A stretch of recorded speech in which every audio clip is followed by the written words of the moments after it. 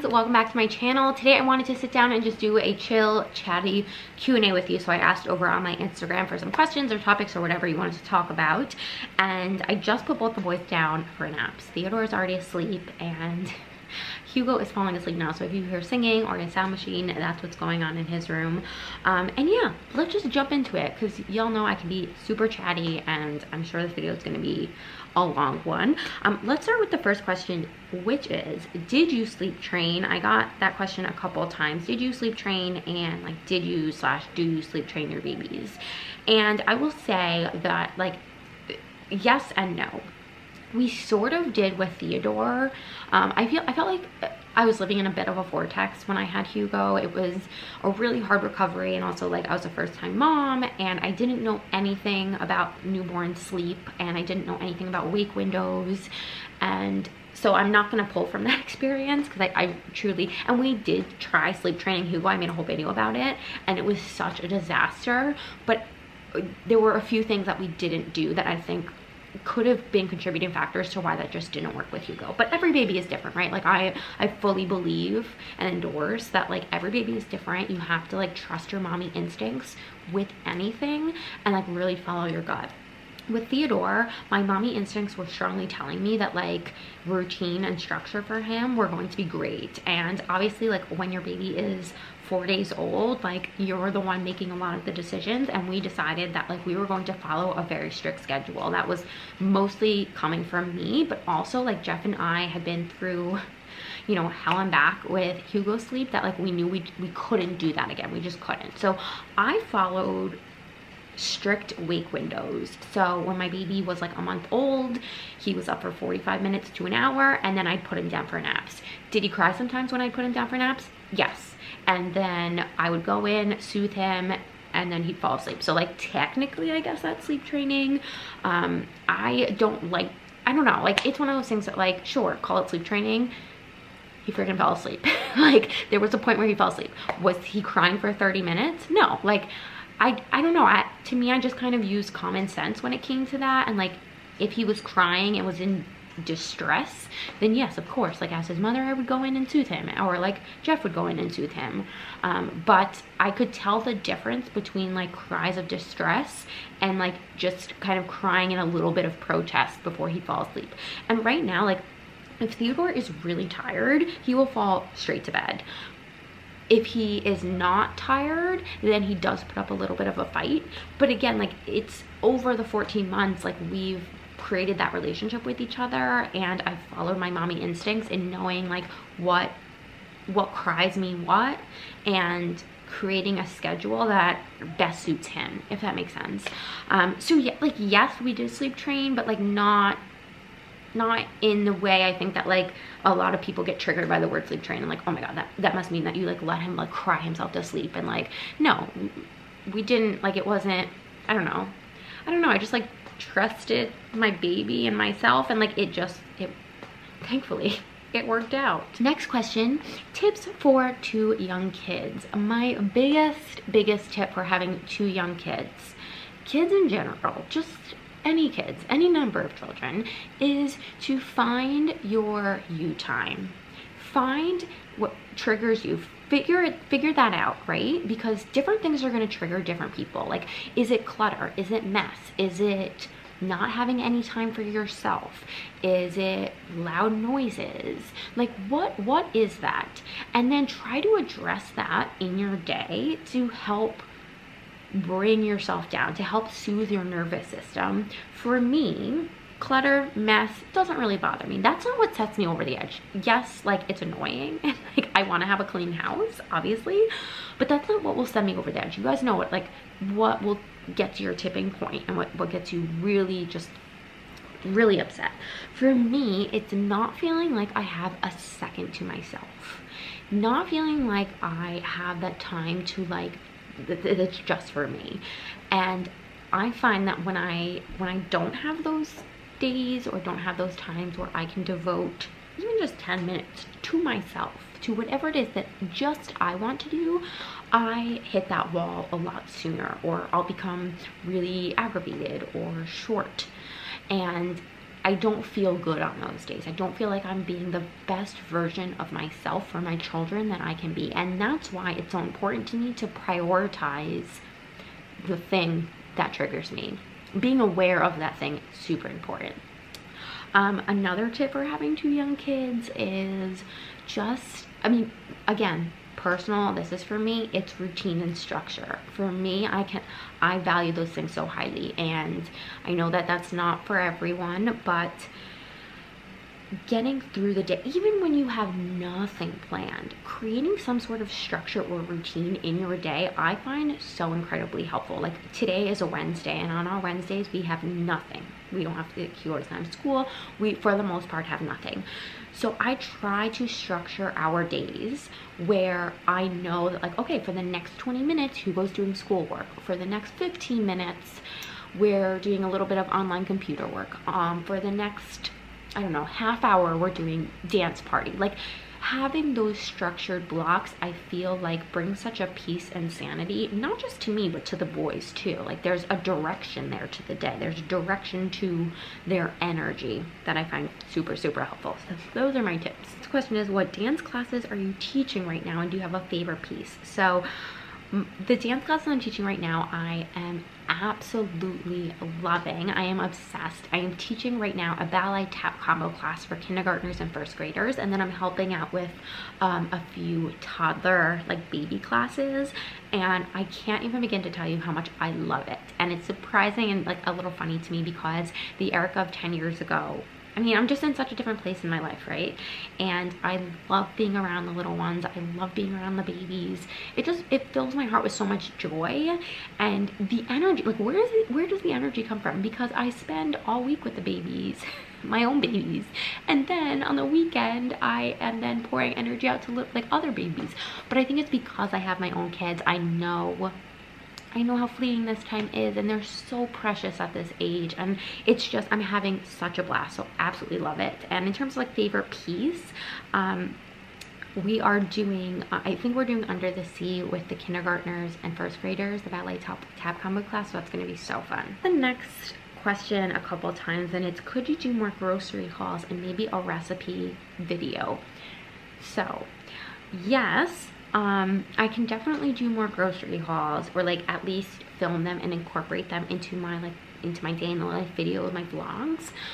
In terms of recipe videos, here's the deal. Like, I'm going to be super honest with you right now and just say that, like, I'm not in this season of life for me, I'm just not a great cook. I'm just not. Maybe it's because I'm not putting the effort in, or I'm just like not being adventurous enough, but I find like right now on the totem pole of things that are getting like my energy, meals and recipes are just, it's so low. It might even be at the bottom. I think because too, like, Hugo is such a picky eater. It's just been very hard to like want to branch out and be adventurous, because when I tell you, like, anything new I give him, he will not eat. He just won't. And like Jeff and I mean, listen, we've tried it all. We've bounced around to like all the different methods of feeding your toddler, and we've resigned to the fact that like right now in this season of his life, like he's just not, and that's fine. Like, sanity, maintaining sanity, #1. So yes, I will share a few recipes here and there, but I don't feel like I'm in a place right now where I can share recipes, because I feel like I don't have any. What's your favorite vegan food is the next question, and this is going to seem like a bit of a, I mean, it's pizza. Like, I love pizza, and I don't even know if you would consider that like specifically a vegan food. I feel like it's just a food, and it's like whatever you want to put on it. But yeah, I freaking love pizza. It's my favorite. Are you guys still house hunting? We are, and it's insane. Guys, yes, it is insane. The short answer is just no, we're not. The longer answer is we're on a timeline that isn't making it absolutely necessary right now for us to move. So the main priority, the main thing that's affecting our timeline and creating like this end date for when we have to move and when we have to like find a bigger place is not having another baby, which I think a lot of people would assume, but it's actually Hugo's school. I don't want to move before he's finished in this preschool, this specific preschool, which he doesn't finish. Like, he has one whole another year in the same preschool that he's in. He doesn't graduate from the preschool until May 2023. Now, he's in a special education preschool. He has IEPs, he sees therapists, all of which we love. We love the special education preschool, we love the teachers, we love the therapists. If you have a child in that same position, you know how much work it is going through all of that. The very last thing I want to do, if we don't absolutely have to, is to transfer him to another school and to potentially, like, I can't even imagine like what, and maybe it's really easy, I don't know, but we love where he is right now. And I think the most important thing for him right now is creating those trusting relationships with his therapist, with his teachers, and he's done that. And if we don't have to, I don't want to have to like pull him out of that just for more space, you know, like right now. Also, yeah, right now the housing market is insane, y'all. I live in a place where like if you don't have $1 million, like these houses, like even fixer-uppers are going for like 600, you know. So we're not in a position where we absolutely have to move just yet. And there's also like so many different ideas being floated around about what that next stage is going to look like. Like, are we just buying a place on our own? Are we looking for a place that has some land so that we can build on it so that my in-laws can also live there? Are we looking for a mother-daughter house? Like, there are so many ideas being thrown around that I think we're just like, currently we're just in this place of like, all right, like, let's keep talking about all those ideas, and like we don't need to move yet. And hopefully by the time that like we do seriously need to look at moving, either like later this year, early next year, the market will be a little bit better. But I'm wishing you like so much luck, because yeah, it's crazy. The question is, how many kids would you like to have? You know what, listen, in an ideal world, I would love to have 4, but I could see us with 3. Oh, are the aligners going? My aligners are going so well. I have absolutely been loving it. I know I haven't mentioned it quite as much as I said I was going to, but that's because it's fit into my life so seamlessly. And after like the first couple weeks, I like don't even remember that they're in, like, and so I've just forgotten to talk about them. But I've had such an amazing experience, and I think I'm on week 9 now, which makes me like more than halfway through my aligner treatment. And I truly could not be happier. I truly could not be happier. Even if my treatment ended tomorrow, like, I would be so happy with how my teeth look. I really can't believe it. So I mean, as of right now, I can't say anything better. Like, 10 out of 10 would recommend. The question is, can you share how you use the dry bar brush, like hair dryer brush? Yes, I have talked about this thing all the time on TikTok. I love it, and yes, I will show you. I normally blow dry my hair once a week. It doesn't, like, I mean, it doesn't look great right now, but I would say like it's still, I did it on Sunday, today's Wednesday, and like you can already, like, you can still see it still has a lot of volume. I worked out this morning and just like threw some dry shampoo in it, but look at the bottoms, like, and this wasn't even like a great blowout, because I put something in my hair that like made it super greasy, which I was not about, but normally it's like even more zhuzhy than this. Like, guys, I don't even know how I lived without it. It's $150, which like seems like a lot to spend on yourself, but when I tell you, it has transformed my life. It sounds dramatic, but it's so freaking true. Like, I love it. I love it. And if I can use it and like make my hair look semi-good, then like anyone can, because I am the worst at blow drying my hair. Okay, the last question is one that I actually got in my DMs. I don't know if she meant to send this via the just dropped my phone on the floor, hold on. I don't know if she meant to send this in the sticker, or if she like meant to send it in a DM, but I'm just gonna answer it here, because I do find that it is a question that like people ask often. And it is, are you a stay-at-home mom? Do you happen to work at home, or are you just a stay-at-home mom? So this is a bit of a weird one for me, because I do work outside the home. I teach dance 1 day a week, which would technically mean that like I'm not just a stay-at-home mom in the sense of like I don't have any outside income, I don't have any outside jobs or commitments. Like, I just focus on the home, which like in and of itself is like more than enough. Holy moly, like more than enough. But no, I teach dance 1 day a week. I would say I'm like 9. Okay, so if you don't count my own YouTube channel and my Instagram and TikTok, if you don't count any of that social media stuff and you're just counting getting paid by outside people, so I teach dance 1 day a week and then I do social media for a company.